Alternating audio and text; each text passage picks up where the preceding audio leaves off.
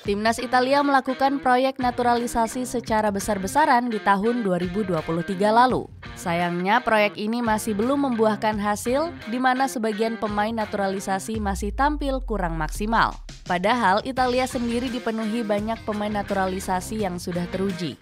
Bahkan sebagian dari mereka mau membela timnas Italia namun gak mendapat respon positif. Cetak Gol coba merangkum kegagalan timnas Italia akibat mengabaikan naturalisasi bintang sebagai berikut.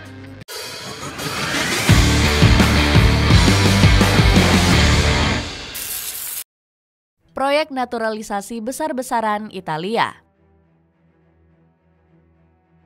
Timnas Italia ketrigger dengan kesuksesan Indonesia di kualifikasi Piala Dunia. Federasi sepak bola mereka atau FIGC secara blak-blakan memuji kehebatan naturalisasi Indonesia.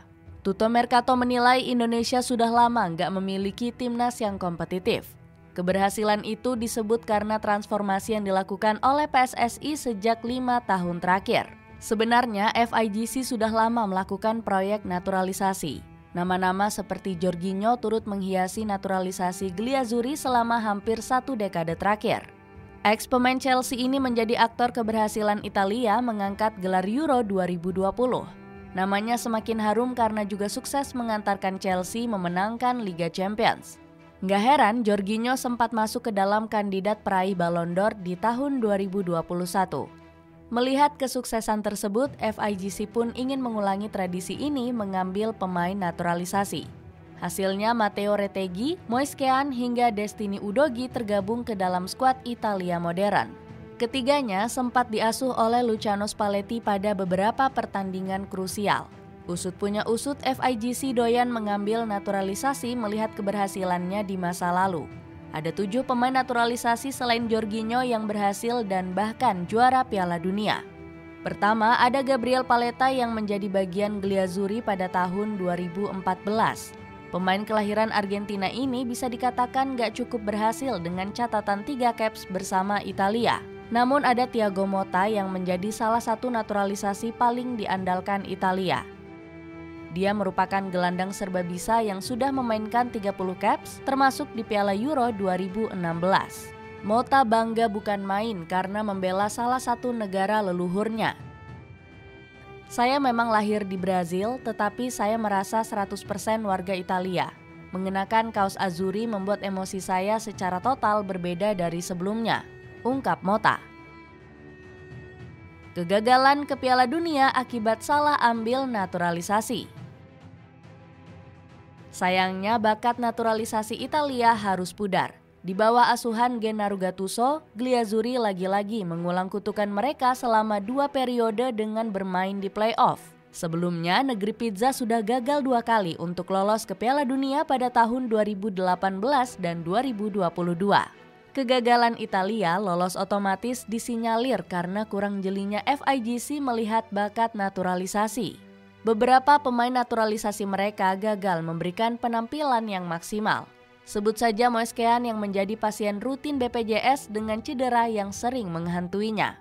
Dikutip dari Transfer Market, pemain 25 tahun ini sudah melewatkan 6 pertandingan krusial. Kean hanya mampu bermain di 3 pertandingan saja melawan Estonia dan Israel. Gattuso kecewa bukan main karena Kean tampil nggak sesuai ekspektasi. Ex-pelatih Valencia ini sempat memperingatkan sang pemain agar bisa tampil lebih maksimal. Kean harus perlu memberikan sesuatu yang lebih. Ia tak boleh mencari alibi cedera.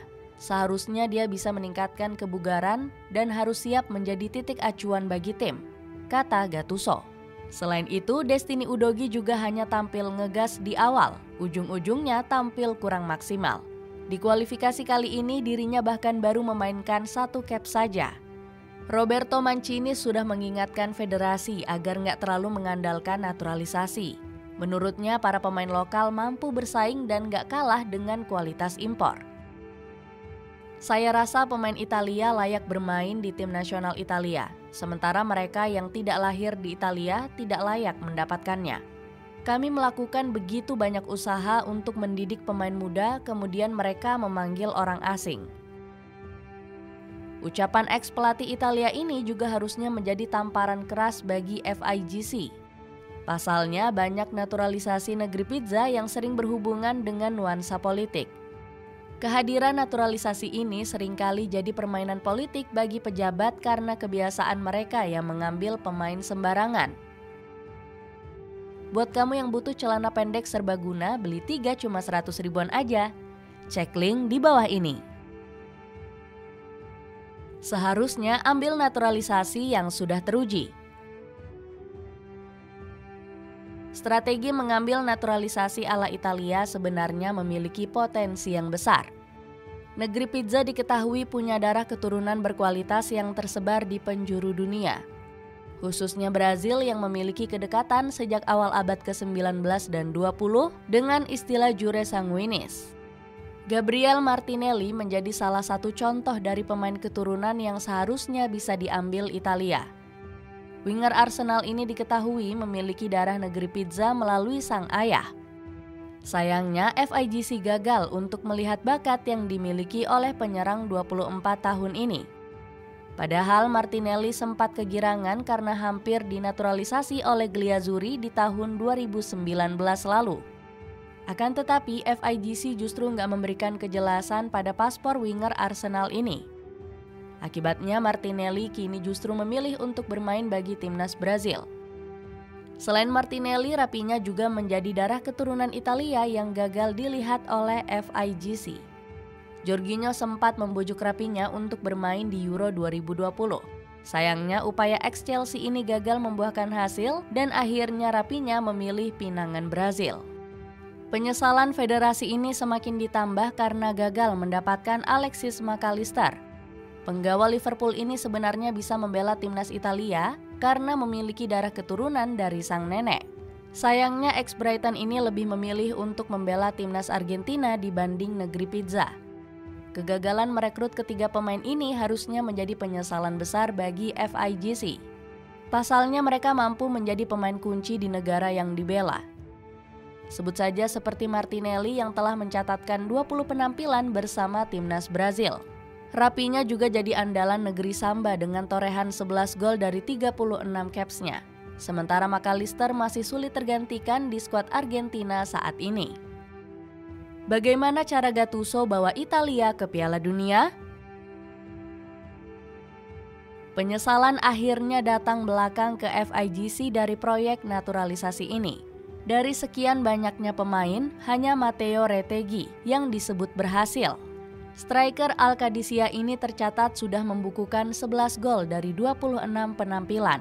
Akan tetapi Gennaro Gattuso nggak bisa terlalu bergantung pada Retegui. Pemain kelahiran Argentina ini bahkan nggak terpakai di Liga Top Eropa. Akhirnya Retegui masih berpotensi tersingkir oleh penyerang seperti Francesco Pio Esposito.